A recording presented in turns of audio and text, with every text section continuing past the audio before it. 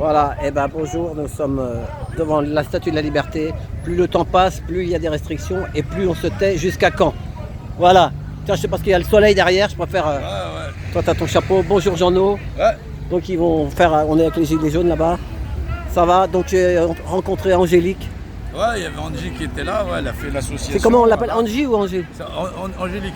Angélique. On dit Angie. Angie, ah d'accord. Donc elle a son association qui fait des maraudes, aide ton prochain comme toi-même. Ils font de la récupération alimentaire, des invendus, et après ils les redistribuent aux gens qui sont les plus démunis dans la rue. Voilà, c'est ça, elle m'a parlé de ça, elle y connaît. Hein. Exactement, donc c'est l'aide aux gens à qui on a tout enlevé, même la dignité. Voilà, donc et ouais, il y a un véritable boulot.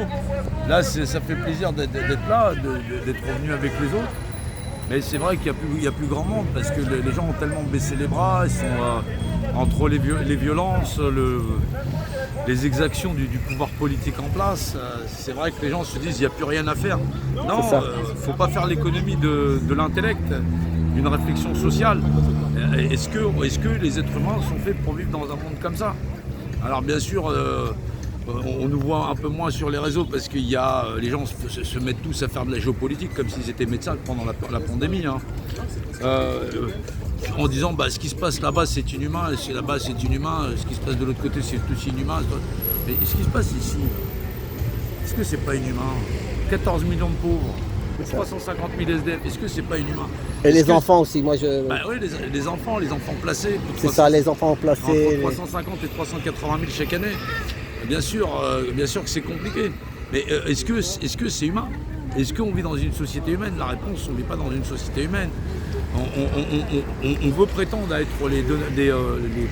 les personnes qui dénonçons l'ordre et la morale. On est immoral dans notre propre nation.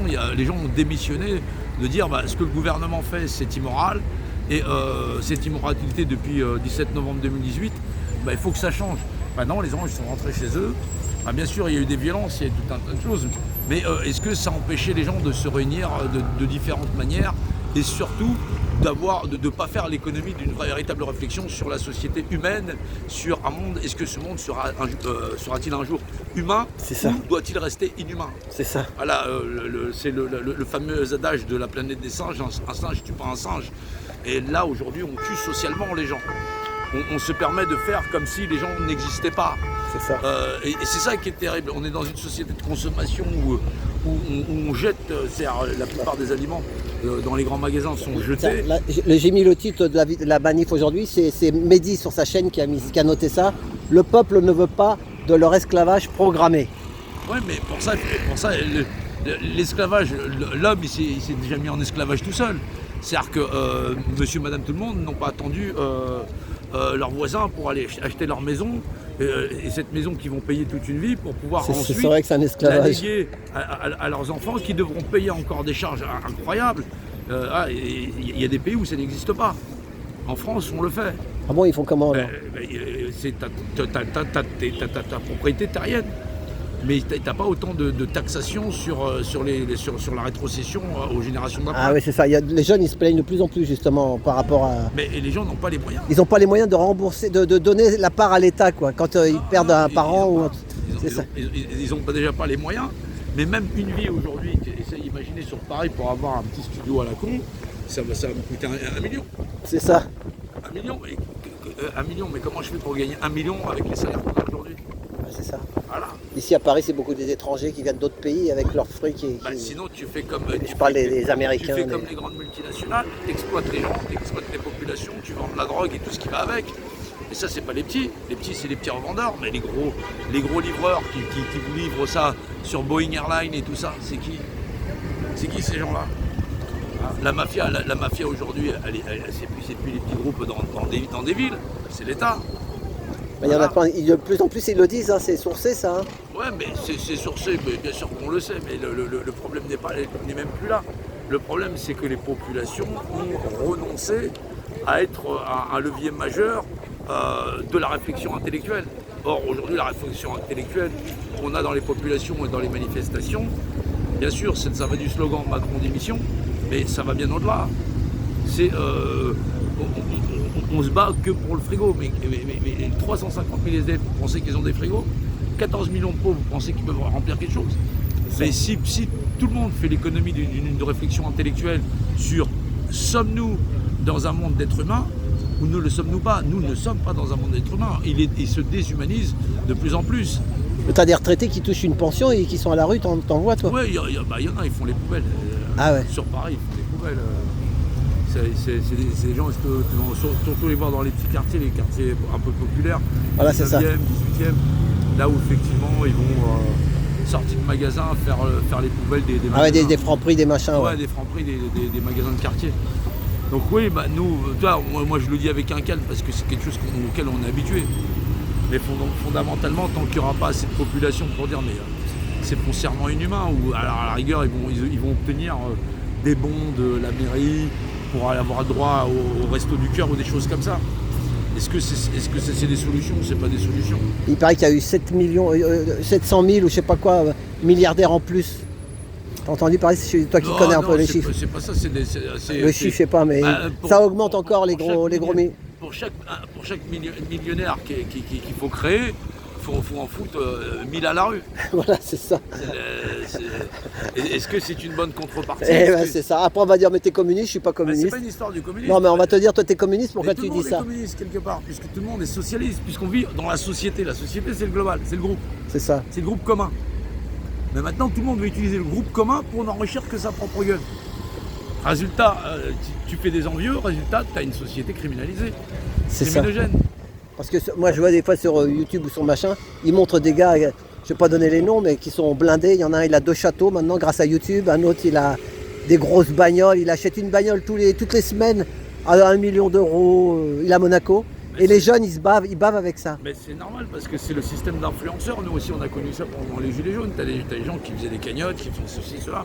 Et il y en a, ils ont fait des petits pécules, ils se sont achetés leur baraque, on les reverra plus sur les réseaux. Ah ouais. Voilà. Et il y a beaucoup de gens qui ont exploité. C'est-à-dire qu'il y a beaucoup de sous à se faire dans la misère. Et ça, il y a des gens. C'est ça, c'est un marché, voilà. C'est ce qu'elle dit, Florence. C'est un marché. Et elle a raison. Elle a raison. Nous, on est des militants de longue date. Voilà, et avant les Gilets jaunes. Donc c'est vrai nous on avait l'habitude de faire des manifs, on était 5 ou 6, on était là. Donc on s'en fout d'être pas nombreux. Mais au moins on assume qui on est. C'est ça. Voilà, on est des gens de terrain, on est des êtres humains et on milite pour une société d'êtres humains. Donc bien sûr que derrière on va mettre des arguments comme le pouvoir d'achat, des choses comme ça. Mais c'est pour aider les gens à conscientiser la société inhumaine. Tu sais ce que tu auras pu, le droit? Il y a une dame qui l'a dit, je sais pas si c'est vrai, à partir du 25 juillet, sur TokTok, sur YouTube, je sais pas, mais sur TokTok, elle était sur le TokTok, elle a dit, ça y est, ils vont faire que tu pourras plus demander d'argent. Tu sais mais alors il y en a qui des fois qui crèvent de faim et puis qui sont à la rue, j'ai déjà vu des SDF sur TokTok et puis qui de temps en temps il y a quelqu'un qui leur envoie une petite pièce ou un truc, tu vois.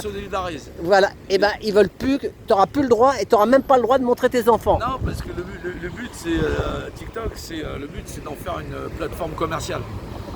C'est obliger les gens à se vendre, soit eux, soit leur image, soit leur contenu, soit des produits. C'est en faire un espèce de grand téléachat. Ah ouais. Où tout le monde achèterait, vendrait à travers ça pour remplacer tout et rien, quoi, en fin de compte. Que ce soit toutes les petites plateformes comme le Bon Coin ou des trucs comme ça. Parce que moi j'ai vu le soir, des fois il y en a qui font des lives. Quand toi tu fais ton live là, qui font du live, qui vendent leurs trucs en direct, là, les jeunes jusqu'à 2-3 heures du matin, là, dans des hangars, là, tu les as vus? Ouais, et que des trucs, c'est des fringues de Chine, là, de la grosse daube, hein. Ouais, mais c'est ce que je disais déjà à l'époque où on faisait des lives. Nous, on faisait des lives pour les Gilets jaunes et tout ce qu'il y avait. On voyait le nombre de vues qu'on avait. Bon, au début des Gilets jaunes, on en avait beaucoup. Et à un moment donné où le mouvement a commencé à descendre, on s'apercevait que les gens qui vendaient des culottes ou quoi, ils avaient plus de vues que nous. Parce qu'en fin de compte, les gens ne sont intéressés que le matérialisme. Le matérialisme, le commercial. Voilà. Donc bien sûr que tous ceux qui sont là, ils ont toujours comme cheval de bataille de conscientiser la société française. Mais conscientiser la société française, c'est je mets du pain sur la table, vous le prenez pas. C'est pas nous, on est là, et demain on est reçu à l'Élysée ou quoi que ce soit, et on va être vos représentants. C'est pas ça le but. Le but c'est que chaque Français, Française, qui sont descendus le 17 novembre 2018, et qui ont été là avec nous pendant tout un temps, reprennent leur destinée en main en disant la France, c'est pas ça. La France, c'est pas les politiques. La France, c'est les Français. C'est comment nous concevons la société française. Est-ce que quelqu'un doit souffrir de malnutrition, d'être à la rue? Est-ce qu'on doit continuer au nom du commerce, au nom de la rentabilité, de fabriquer des gens qu'on condamne à la misère humaine et sociale? On a pu voir ça dans des grandes sociétés qui ont fermé boutiques, où tu as des femmes qui ont travaillé pendant presque 40 piges et qui n'ont jamais eu d'augmentation. C'est-à-dire qu'elles ont eu l'augmentation du coût de la vie, mais une augmentation au-delà de ça, et derrière on dit bon, on prend tout, on délocalise. C'est-à-dire qu'on leur a dit aujourd'hui serrez la ceinture, parce que moi vous avez du boulot, et les gens se sont tellement écrasés qu'à la fin on leur a tout pris, et on leur a dit nous on se barre, et on vous laisse là comme ça. Et des gens qui sont en fin de carrière, tu arrives à 50 piges, il te reste... donc c'est quand même des métiers éprouvants, et on leur dit 50 piges, ton corps il est il n'y a plus de force, voilà. Il n'est plus rien, donc tu ne seras pas reclassé ni quoi que ce soit. Et attends pour te faire une retraite à ton plein à 64 piges. C'est ça, moi j'ai mon pote qui s'est arrêté à 50 ans, de taxi. Bon, il a bouffé sa licence de taxi quand il avait Uber, mais il lui donne 500 balles. Hein.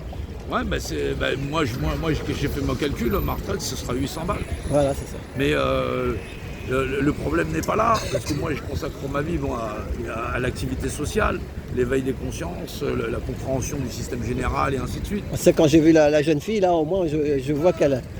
Hein, ouais. Angélique là, ouais. Et ben je me dis c'est bon, il y a la relève avec des jeunes filles comme ça. Mais c'est des gens, on leur demande de trouver une activité dans la société. Ils ont dit moi je suis un être humain, je vais donner à manger à d'autres êtres humains. C'est ça. C'est bien sûr, tu fais ton quota d'activité, donc forcément tu auras les minima sociaux, mais c'est une association d'utilité publique. Voilà, ce que l'État ne fait pas, nous le faisons. Ouais, c'est ça. Voilà, et c'est pour ça qu'il faut responsabiliser les gens, mais les gens ne veulent pas être responsables. Aujourd'hui, tout le monde est là, balade, tout le monde veut partir en vacances, sans penser à la rentrée. Mais au final, que ce soit avant la rentrée ou après, parce que tout le monde veut partir en vacances, parce que tout le monde veut profiter, l'année a été difficile pour eux, tu comprends, ceci, cela, ils ont encore leur petit château, tout ce qu'il y a. Mais pour 14 millions de Français, il n'y a pas de vacances. Ils sont trop pauvres. Trop pauvres. Pour plus de 350 000 ou à 400 000 SDF nationaux, qui sont des fils et des filles de notre nation, ils n'auront le droit à rien non plus. Tu vas avec eux là, ils s'en vont, on dirait. Ils n'auront le droit à rien non plus. Donc, bien sûr qu'il n'y aura rien à bouffer. Tu vas avec eux là, non? Ouais, on va aller. Oh, moi je vais y aller, moi. Tu vas y aller. Ouais. Ah, donc, moi, tu sais quoi, ça fait depuis l'an 2000 que j'ai pas pris l'avion avec ma femme. Je m'en fous, ça me gêne pas. Tout ce que j'ai fait là, je préfère. J'ai profité un peu quand j'étais jeune, tu vois. Mais le voyage, c'est pour la jeunesse. Les jeunes, ils vont découvrir le monde et puis ils vont découvrir la société d'aujourd'hui comme ils l'ont jamais découverte. Parce qu'au bout du compte, on s'aperçoit que c'est à un moment donné que les gens se réveillent, ils se disent on s'est fait entuber. C'est ça. Regarde la moyenne d'âge qu'on était sur les manifs, on est déjà surâgés par rapport à beaucoup. C'est ça. Voilà. Et c'est pour ça la réflexion de qu'est-ce que doit être la société de demain. Personne ne peut en faire l'économie parce que au bout du compte, tout le monde va le payer. C'est ça. On le paye déjà sur la facture, ils augmentent l'électricité. C'est-à-dire que nous, l'autonomie énergétique, on l'a déjà atteint. On l'a tellement atteint qu'on nous oblige à vendre l'électricité de France, France à l'étranger. Et donc, comme on la vend à l'étranger, quelque part, c'est l'étranger qui nous la revend et on est obligé de la racheter, de l'électricité que nous fabriquons. On la vend 40 centimes de kilowattheure et ils nous le revendent 42 €. C'est ça. Et après j'ai vu qu'ils la vendent 400 €. Racheter l'électricité qu'on a fabriquée, qu'on est obligé de leur revendre, parce qu'on est obligé de leur revendre, et on est obligé de le racheter. Mais après ils nous la vendent 400 €, je sais pas. Mais exactement, après c'est revendu aux particuliers 400 €. Voilà, c'est ça. Là, ça je l'ai vu, ça c'est sourcé aussi ça. Oui, mais ça veut dire on nous dit vous allez vider vos caisses au profit d'autres États. C'est-à-dire comme vous ne pouvez pas leur donner de l'argent, on fait comme s'il y avait une action commerciale alors qu'il n'y en a pas. On donne des fausses excuses pour piller le trésor français. C'est ça. Le but, c'est de piller le trésor français. C'est pas autre chose. Ah bah c'est ça. Voilà. Comme toutes les entreprises qui ont été vendues à d'autres pays. Les entreprises Alcatel, Thales. On est à plus de 260 sociétés d'intérêt national. C'est-à-dire d'un haut niveau de sécurité qui ont été vendues. C'est ça. Et quand on parle d'intérêt national, c'est pas la petite entreprise de monsieur Dupont et machin chose. C'est des fleurons. C'est des fleurons. 260 entreprises Ah bah. sous le mandat Macron. Voilà. Et bizarrement, tout le monde fait comme si personne n'avait rien entendu. Moi je vais te laisser là au pont parce que moi j'ai pas de RER, alors c'est la galère pour rentrer pour moi. Ouais, je sais. Bon. Parce que moi aussi, je vais jusqu'à Bretigny après. Ah ouais. Ok. Bon, allez, bah salut. Je te dis à plus Allez, tard. salut. Salut Mehdi, merci Mehdi. Hein. Mehdi. Salut. Moi j'y vais, j'ai plus de RER. Il n'y a plus de RER sur la ligne B jusqu'à fin août. Et voilà, je te souhaite une bonne Merci, soirée. merci. Merci à vous d'avoir été présents, on lâche rien. Là, on va échanger avec les camarades, se coordonner pour la suite. Et merci de nous avoir suivis parce que On te c'était reverra vraiment à la une belle rentrée, journée. voilà. À la rentrée, on prépare une belle manif et un beau rassemblement. Avec ce qui s'est passé aujourd'hui, ça annonce de belles choses. Merci. Force à tous. Merci. Allez, salut. Merci. Allez, salut. Attends, j'ai pas dit au revoir à Jean-Noël. Allez, Jean-Noël, salut. Hein. Je vais partir avec toi. Ouais, non, mais moi je vais vite avec la trottinette. Moi, Ah, tu toi, tu vas avec vas ta pas courir trottinette. derrière C'est quoi moi. le métro qu'il y a là-bas? Je sais même pas, moi je reprends par là-bas, moi, jusqu'à la Tour Eiffel là-bas, alors t'imagines. Là, il doit avoir un... Et là, il y a le métro Charles-Michel là à droite là. Place Charles-Michel. Ouais, après le pont là-bas. C'est le plus près, c'est celui-là. Ah, celui là-bas, là. Non, non, là, tout droit là. Là, place Charles-Michel là. Ah, ok. Le métro, c'est le plus près, c'est celui-là là-bas. Regarde, tu verras. Ça marche. Allez, allez, salut, salut. Pardon. Bon bah voilà. Au revoir. À bientôt, salut. Bon bah voilà. Hein. Donc elle est là, la statue de la Liberté. Ils sont partis, les gilets jaunes, faire une photo devant la statue. Et là, il est déjà 19h. Ah, la dernière fois, c'était samedi dernier. Il y a eu un problème sur le RER. J'ai mis presque 3 heures pour rentrer. Le RERC était fermé. Le RERB, je vais vous raconter l'histoire. Le RERB était fermé aussi. Il y a eu un truc sur le RERB. Et en fait, après, je me suis retrouvé à Versailles. Valérie elle m'a rejoint là-bas. La pauvre, elle s'était paumée en voiture. Elle n'a pas l'habitude. Elle n'est pas taxi. Moi, je l'ai guidée. Elle m'a retrouvé à Chaville. Le chat des villes, le chat des champs. Voilà, Chaville. Mais on arrivait à 10h du soir. C'est comme ça. C'est le mois de juillet-août. C'est les travaux. Voilà, nous sommes devant Radio France. Voilà, allez. On va couper cette vidéo. Et on reste en live, hein, les amis, ceux qui sont là. On va se balader. On va aller chercher le métro et on va aller voir s'il y a un truc plus loin là-bas qui était prévu. On va voir la fin. À tout bientôt.